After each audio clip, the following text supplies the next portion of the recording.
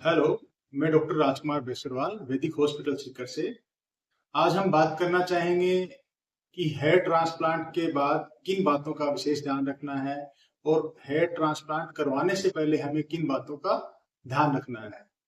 तो सबसे इम्पोर्टेंट बात तो ये है कि आपको अपना हेयर ट्रांसप्लांट डॉक्टर है वो किस तरह चूज करना चाहिए। आपका हेयर ट्रांसप्लांट डॉक्टर कैसा हो जिसको उस सब्जेक्ट का कंप्लीट नॉलेज हो, एक्सपीरियंस हो, आपने उसके रिजल्ट देखे हो। डॉक्टर के रिजल्ट में इंपॉर्टेंट चीज ये है कि वो किस तरह से हेयरलाइन डिजाइन करता है, कितना नेचुरल उसका रिजल्ट होता है, कैसी उसकी प्लानिंग होती है कि भाई अपने को डोनर एरिया कैसे प्लान करना है, कितने ग्राफ्ट लेने जरूरी हैं, कितने ग्राफ्ट अपने को बॉडी से लेने हैं या बियर्ड से लेने हैं और कोई एरिया से अपने को लेने हैं, किस तरह प्लान करना है, किस तरह से फ्रंट एरिया है या किस तरह से टेम्पोरल एरिया है, एंगल है, वो प्लानिंग कैसे करता है डॉक्टर, कैसे उसके रिजल्ट हैं और कैसा उसका सेटअप है। सेटअप से मेरा मतलब है कि हेयर ट्रांसप्लांट करवाने से पहले एक चीज का विशेष ध्यान रखें कि प्रॉपर ओटी हो, पूरा हॉस्पिटल सेटअप हो, इमरजेंसी की फैसिलिटी हो, इमरजेंसी मेडिसिन वगैरह सारी चीजें हैं उनका ध्यान रखना है। इस तरह से अपने हेयर ट्रांसप्लांट डॉक्टर को चूज करना है।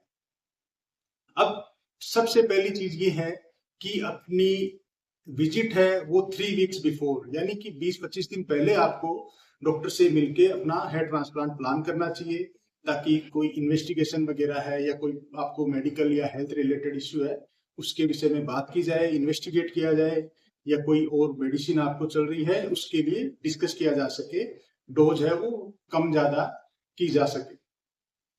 ट्रांसप्लांट के एक हफ्ता पहले जो भी आपकी मेडिसिन है, जैसे हार्ट मेडिसिन है, कोई ब्लड थिनर आपको चल रहा है, कोई साइकेट्री की मेडिसिन है या कोई अदर इम्पोर्टेंट मेडिसिन है जो कि अपने बॉडी पे थोड़ा अफेक्ट करती है या फिर रिजल्ट को अफेक्ट करती है, उसकी डोज मॉडिफाई की जा सकती है या एडजस्ट की जाती है। तो एक हफ्ता पहले अपनी मेडिसिन के बारे में डॉक्टर से डिस्कस कर लें, कंसल्ट कर लें। दूसरी चीज है, अगर आप मिनोक्सिडिल लगा रहे हैं या पहले से हेयर लॉस का ट्रीटमेंट ले रहे हैं तो मिनोक्सिडिल है एक हफ्ते पहले बंद करना है। कोई भी मल्टी विटामिन ले रहे हैं तो वो भी एक हफ्ते पहले आपको बंद करने हैं।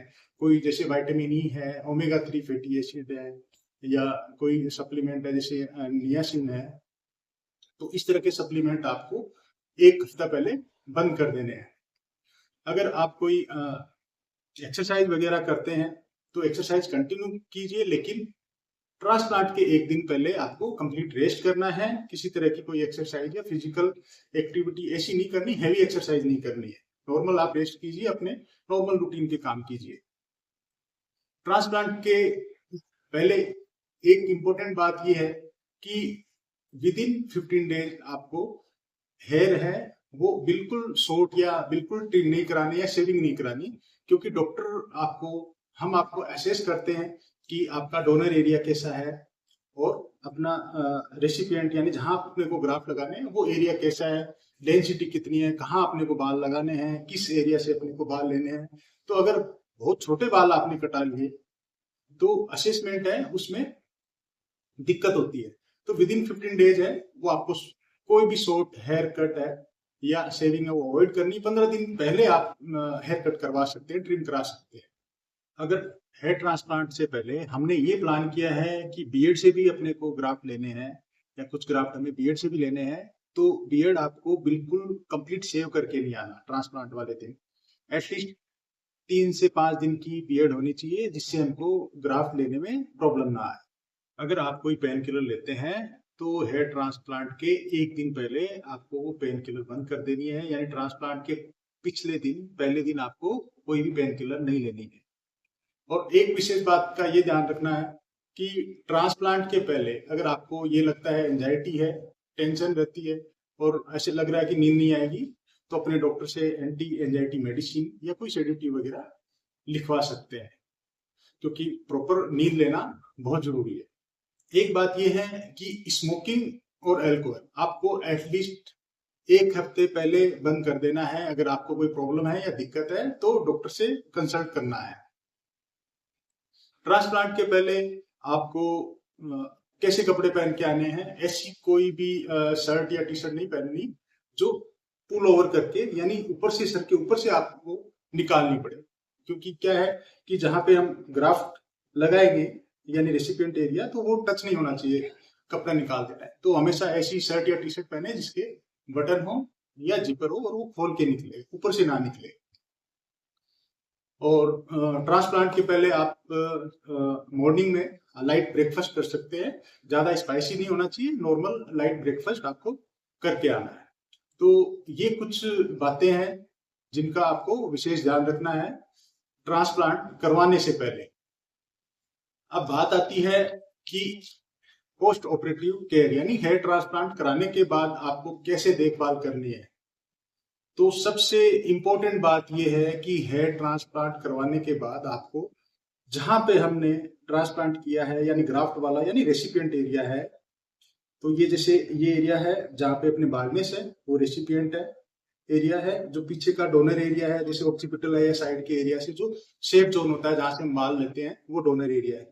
तो रेसिपिएंट एरिया पे आपको हाथ नहीं लगाना, टच नहीं करना, ग्राफ्ट को टच नहीं करना है, क्योंकि ट्रांसप्लांट करते टाइम हमने जो स्लिप बनाई है जिसमें ग्राफ्ट है वो स्लाइड किए हैं, कोई स्टिचिंग या सुचर नहीं लगाया है, तो आपको हाथ नहीं लगाना है। एटलीस्ट शुरू के 7 दिन तक तो आपको उनको टच नहीं करना है। तो ये सबसे इंपॉर्टेंट बात है। दूसरी इंपॉर्टेंट बात यह है कि आपको एक नॉर्मल सेलाइन स्प्रे की बोतल दी जाएगी जो कि आपको 1.5 से 2 घंटे में आपको स्प्रे करना है शुरू के 72 घंटे कि अपने लेप में गोद में टॉवल रख के और थोड़ा सर झुका के आपको स्प्रे करना है ताकि स्केप ना बने और ग्राफ्ट है उनका हाइड्रेशन बना रहे जिससे आपका रिजल्ट अच्छा हो। तो शुरू के 72 घंटे आपको स्प्रे करना है, 1.5 से 2 घंटे में दिन में आपको करना है।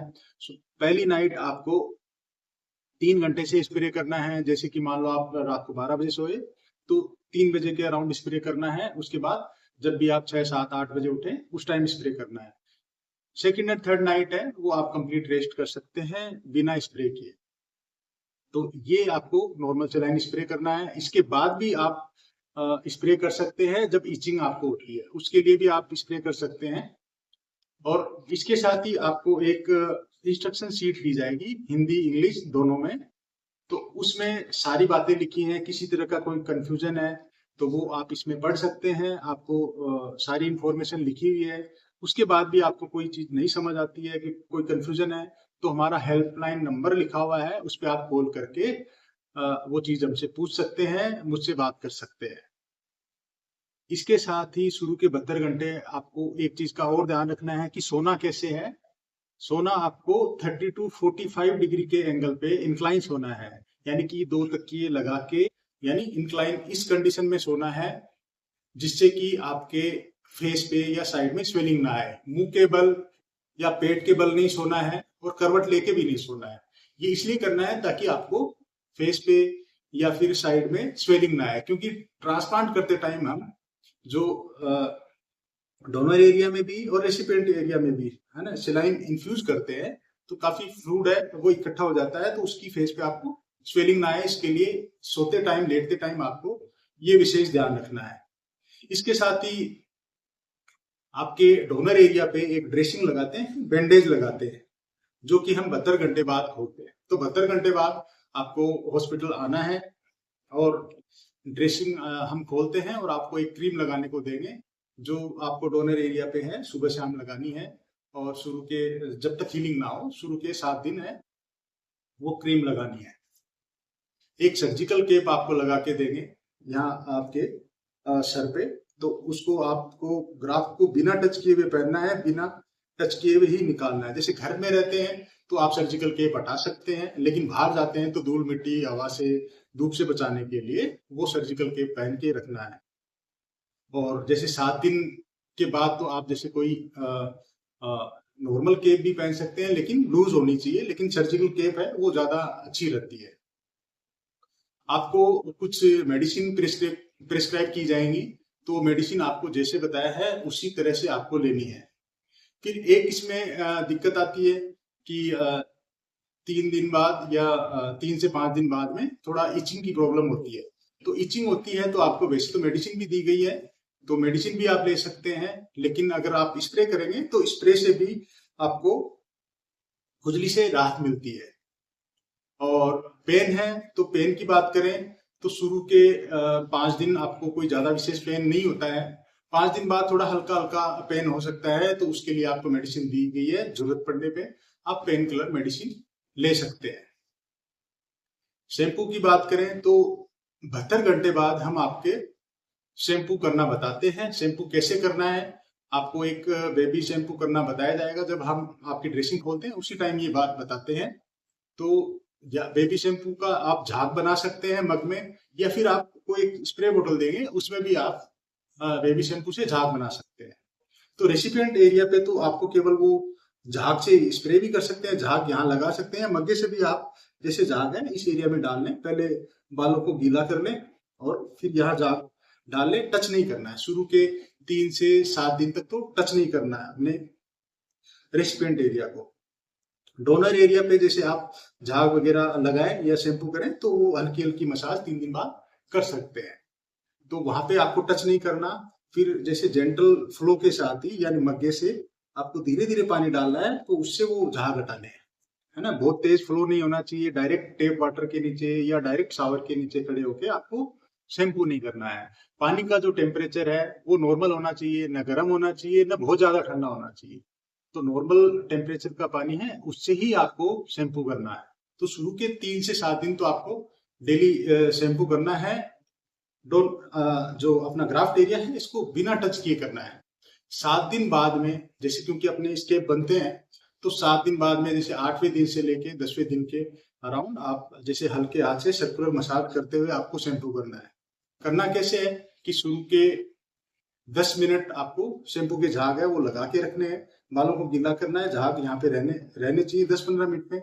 जैसे वो स्टेप मुलायम हो जाते हैं तो पानी डालते हुए हल्के हाथ से सर्कुलर मसाज करते हुए आपको वो स्केब है वो रिमूव करने हैं। इस तरह शैम्पू करना है, तो अगले 3-4 दिन में वो स्केब है वो उतर जाते हैं।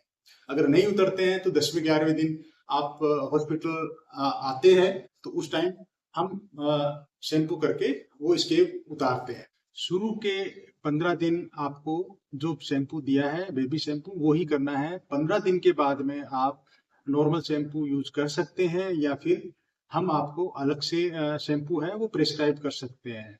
इनिशियल 15 डेज के लिए ही ये बेबी शैम्पू होता है। बात चले स्वेलिंग की, वैसे तो आप विशेष ध्यान रखेंगे, लेकिन अगर मान लो बाई चांस ऐसा होता है आपने प्रिकॉशन नहीं रखा, तो आपके जो स्वेलिंग है, फेस पे स्वेलिंग आ सकती है। तो आपको टेंशन करने की कोई इसमें आवश्यकता नहीं है, क्योंकि उससे रिजल्ट प्रभावित नहीं होते। तो स्वेलिंग आने पे आप आइसिंग कर सकते हैं, आइस को क्लॉथ में डाल के या पॉलीथीन या फिर ग्लोव में डाल के शेक कर सकते हैं, उससे स्वेलिंग रिड्यूस हो जाती है। अगले 3 से 5 दिन में वो चली जाती है। और नॉर्मल क्या ध्यान रखना है कि जैसे ट्रांसप्लांट के बाद ये विशेष ध्यान रखना है कि जैसे मोबाइल वगैरह आप देख रहे हैं तो गर्दन है वो सीधी रखनी है, सर झुका के नहीं रखना है। सर झुका के रखेंगे तो उससे क्या है आपके फेस पे स्वेलिंग आ सकती है। कोई चीज उठाते हैं तो भी सिर झुका के नहीं उठाना है, सीधे रह के उठाना है, उससे आपके फेस पे स्वेलिंग नहीं आएगी। शुरू के 15 दिन जो इम्पोर्टेंट बात है वो ये है कि शुरू के 15 दिन आपको कोई हेवी एक्सरसाइज नहीं करनी, जिम नहीं करनी। स्विमिंग है, साइकिलिंग है, या कोई ऐसा आउटडोर स्पोर्ट है जैसे मान क्रिकेट है, टेनिस है, या इस तरह की कोई फिजिकल एक्टिविटी नहीं करनी जिसमें हेवी एक्सरसाइज होती है, एक्सर्शन होता है। और धूप से बचाना है खुद को, सनलाइट से प्रोटेक्ट रखना है अपने जो ग्राफ्ट वाला एरिया है। और साथ ही साथ ऐसी कोई एक्टिविटी हीट वाले एरिया में या गर्मी में या कोई पसीने का काम नहीं करना है। अगर बात करें हेयर कट की या हेयर कलर की, तो ट्रांसप्लांट के बाद 20 दिन बाद आप हेयर कट भी करा सकते हैं और हेयर कलर भी करा सकते हैं। यानी शुरू के विदिन 20 डेज है आपको हेयर कट है या फिर हेयर कलर करना अवॉइड करना चाहिए। अल्कोहल और स्मोकिंग की बात करें तो अल्कोहल है वो अपने रिजल्ट को प्रभावित कर सकता है। तो शुरू के 1 महीना आपको अल्कोहल है वो कम्प्लीटली अवॉइड करना है। अगर कोई प्रॉब्लम होती है, आपको कोई दिक्कत है, तो आप डॉक्टर से कंसल्ट कर सकते हैं। स्मोकिंग है वो आपके शुरू के 3 वीक यानी कि 20 दिन आपको स्मोकिंग है वो अवॉइड करनी है। अगर आपको अच्छा रिजल्ट चाहिए, आपको ये लगता है कि आपका रिजल्ट बहुत अच्छा हो, सर्वाइवल आपके ग्राफ्ट का बेटर हो, उसके लिए ये है कि अल्कोहल और स्मोकिंग है वो जितने दिन आपको बताया है उतने दिन अवॉइड करनी है। अब बहुत बार आप ये देखते हैं कि 10वें दिन बाद में आपके जो बाल लगाए हैं वो गिरना चालू हो जाते हैं। तो बाल गिरना चालू हो जाते हैं 10वें दिन से लेके और 20वें दिन तक है। जो आपके हेयर शाफ्ट है वो गिरते हैं। हमने जो इम्प्लांट किए हैं, जो ग्राफ्ट है, जो रूट है वो रह जाती है, लेकिन जो बाल है वो गिरते हैं। तो लगभग 20 दिन के अराउंड लगभग आपके ज्यादातर बाल है वो गिर जाते हैं, लेकिन रूट रह जाती है। वो रूट ग्रो करना कब चालू होती है? वो 2.5 से 3 महीने बाद ग्रोथ आपकी स्टार्ट हो जाती है। यानी कि 3 महीने पे आपको 20-25% रिजल्ट दिखता है। 6 महीने के अराउंड आपको 50 to 60% आपको हेयर ग्रोथ दिखती है, और 9 महीने पे अराउंड 70%, और साल भर बाद आपके जो बाल है वो काफी अच्छे हो जाते हैं। कंप्लीट रिजल्ट आने में साल भर से ज्यादा का टाइम लग जाता है। तो ये कुछ बातें हैं जिनका आपको विशेष ध्यान रखना है, जो कि ट्रांसप्लांट से पहले भी आपको कुछ बातें बताई हैं उनका विशेष ध्यान रखना है, ट्रांसप्लांट के बाद कुछ बातें बताई है उनका भी आपको विशेष ध्यान रखना है, जिससे कि आपके रिजल्ट है वो अच्छे से अच्छे रहें, आपका जो ग्राफ का सर्वाइवल अच्छा रहे और आपको बहुत अच्छा रिजल्ट मिले।